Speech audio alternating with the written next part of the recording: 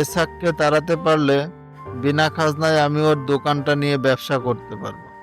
তাহলে আমিও এসাকের মতো তাড়াতাড়ি ধনী হয়ে উঠব। ঠিক বলেছ। তবে কালই এসাককে বাড়ি থেকে বের করে দেব।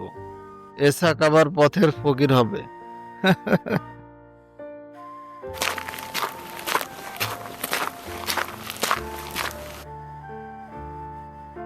এসাক, বাড়ি আছো?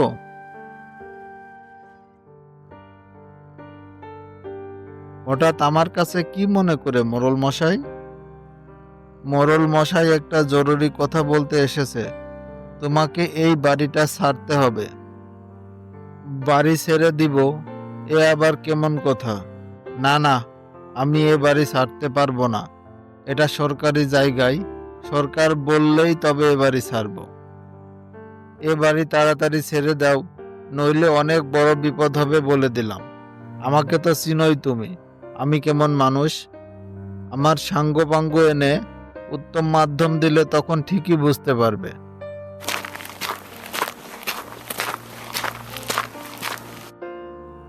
হ্যাঁ গো, মোড়ল মশাই কেন এসেছিল? আমার সর্বনাশ হয়েছে বউ।